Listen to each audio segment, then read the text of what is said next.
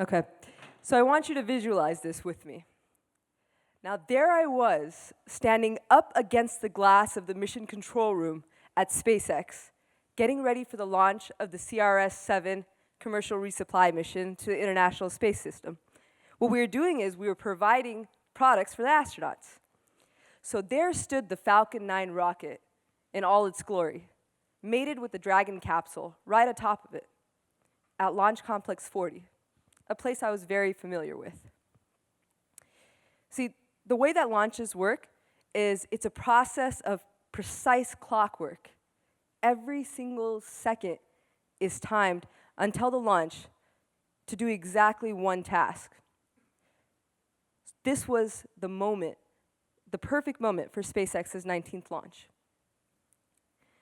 So we're standing there, and what I see right now is the giant Falcon with a smoke cloud pluming of gaseous oxygen surrounding it. And I look around, and the interesting thing is the mission control room is off to the side of the cafeteria at SpaceX. So what you see is you see people on top of tables, and they're hanging off the mezzanine, and they're surrounding Elon Musk's frozen yogurt bar, and on the other side is the Falcon 9. At T-minus 10 minutes is when all systems become autonomous. Now it's out of our hands. It hits T-minus 10 minutes. And we get to T-minus 2 minutes and 30 seconds. This is when the launch director told us we're good to go. This is the moment we had been waiting for. Some of the payload had been there for months to a year, and we had been working endless days and nights to get to this moment. T-minus 2 minutes, the Air Force told us that the range is safe. We're good to launch. At T-minus 60 seconds, the rocket's computer command center told it that you are ready to go, and it released it for flight. Now, I really want you to visualize this with me this time. So close your eyes, okay? We're at T-minus 10, 9, 8, 7. At this moment, the 9 Merlin engines turn on. They ignite. Everybody's cheering. We're getting ready for this launch. 6, 5, 4. The water deluge system is activated on the launch pad. Now let's do the last 3 seconds together. 3, 2, 1. That's right. Oh, you can open your eyes now. It was pin drop silence. I felt like it was about a minute of silence that I was standing there thinking about everything that could go wrong at this moment. It happened to be only a second, and then there was liftoff.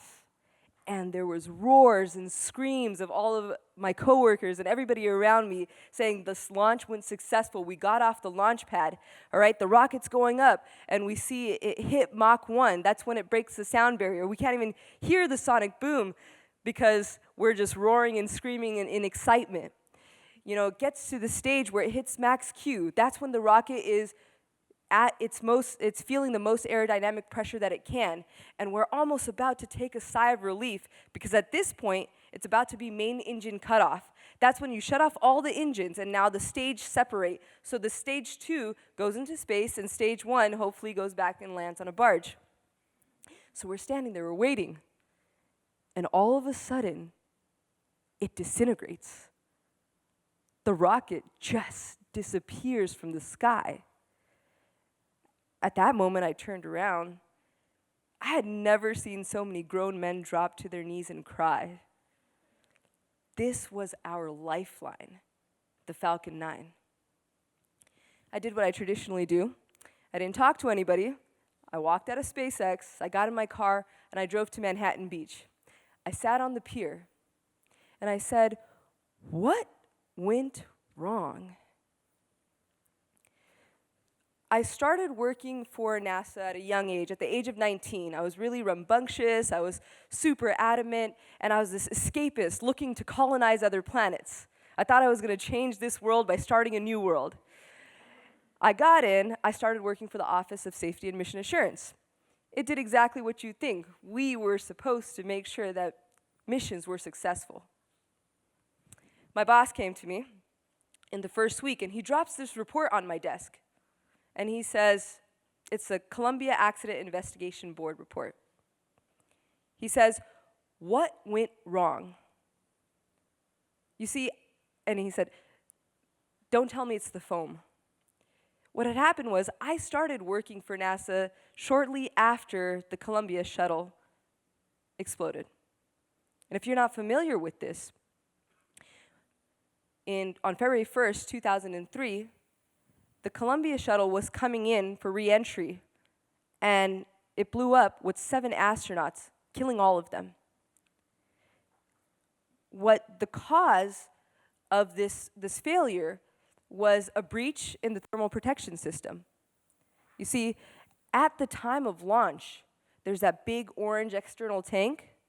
So this foam split off of it, and it came and it hit the leading edge on the left wing, and it damaged that protection system. Now, the astronauts didn't feel it. Nobody in mission control even knew that it happened. It was a successful launch. It went up.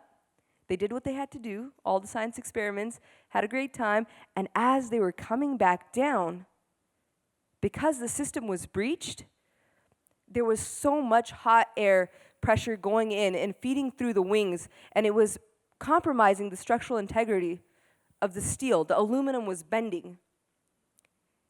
And within the blink of an eye, we lost the orbiter.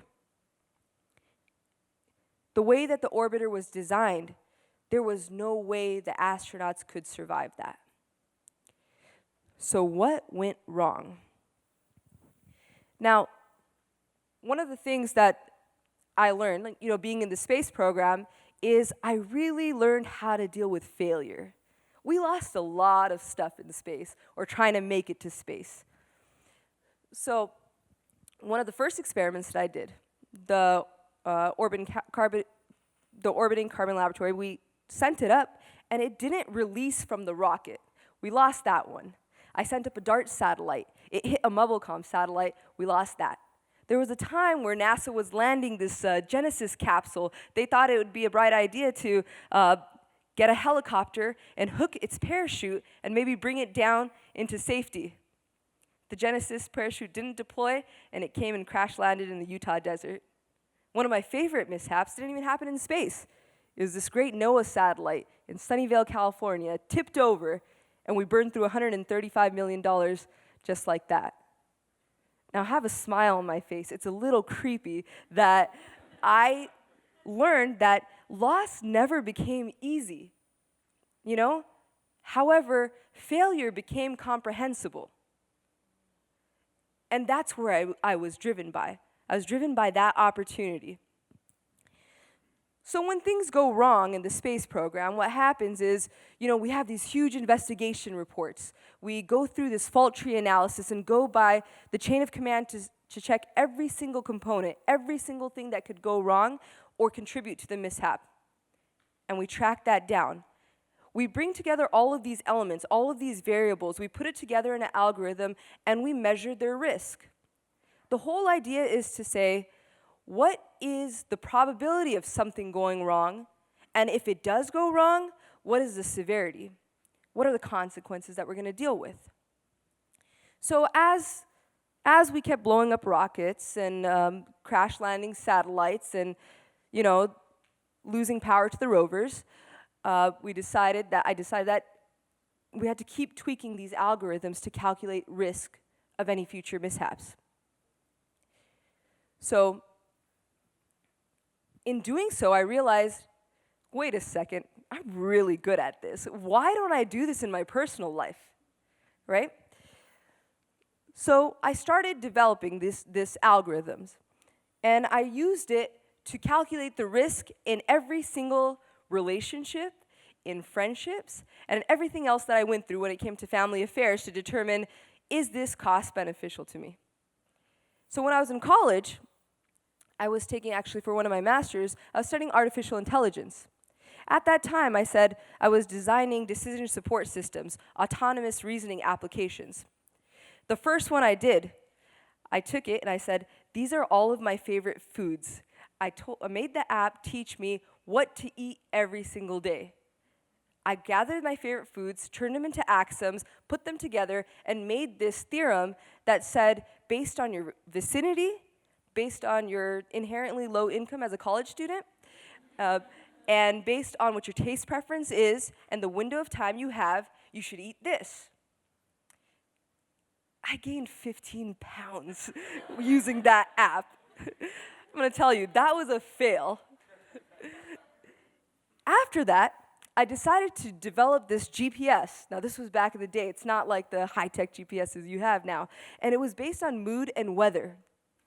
So I developed this app and said, okay, this is going to tell me what route to take while listening to a certain genre of music. And then I added this barometric aspect where, based on the atmospheric pressure, it would tell me how my body feels. I followed the app, and that day I totaled my truck. I was like, okay, I failed in that too. Now think about all of the examples I gave you. What is the common denominator? I know you're pointing at me, but it's humans. Humans are the common denominator. They are the single point of failure. So though we had all these algorithms, we had to decide, make sure that we can compensate for human failure. I was 11 years old when I designed this MO for myself, okay? It was more Humna than human. I'd always thought about human failure. I just don't want to follow that path. I was at the skate park. I had my skateboard. I was getting ready to drop into this half pipe. Now, I had never taken physics, but I knew what velocity was. I knew the friction against my wheels. I knew about inertia, and I was so ready for this. One variable I didn't consider was my anxiety. I was nervous. I was sweating bullets. And I look over, and if I could just control my fight or flight, I would be successful. I look over, and I see my friends cheering me on. So all of a sudden, I get this dopamine plug, and my adrenaline rushes, and I drop in. And I fall flat on my face on the cement, right? And I tried it again, and I failed again. And I tried it again, and I'm not going to tell you how many times I tried it, but I will tell you that when we had the Falcon 9, it took us 5 times until we landed that rocket. It was as if, how the SpaceX commented it, that if you take a pencil and you throw it over the Empire State Building, and then it does this reverse flip and lands in a shoebox during a windstorm, that's how hard it is to land that rocket. I'm telling you, it was harder for me to drop in that day at the skate park. Every single day, you guys make decisions based on algorithms that maybe you don't even remember. It's in the back of your mind. You have these risk-based algorithms. You each have your own formulas to determine what is the probability of something going wrong and what is the severity, the criticality, if something does go wrong. When you get in your car, it's a 2-ton tank. You're driving down the freeway. When you make that decision, you are taking that risk. When you decide to buy organic versus not, pay a little bit more, you're taking a risk right there. Or when you're staying home to watch a movie instead of going out. You all have your formulas. Now you understand that the single point of failure is humans. So in these formulas, I determined all these red flags would come up. Don't be friends with that person. Go skydiving this day. Visit your mom. And sometimes these red flags would come up, and I would still do it because I was aware of the consequences, and I paid for those. But that was my formula. Now, I went up to my boss after this, and I went back to him, and I said, I know what went wrong. And I told him, you know, obviously I'm not supposed to say the foam thing, but NASA knew that this was happening. The Atlantis shuttle had been hit by debris, and there was cracks in the tiles. The Discovery shuttle had been hit by that as well and suffered all these. They knew of all of this. Their red flags came up, but it was their human decision-making where they said, you know what, the mentality before the Challenger went down is that nothing is going wrong, let's keep launching, and they ignored those red flags. That's how I said it to him. And he told me, okay, Humna,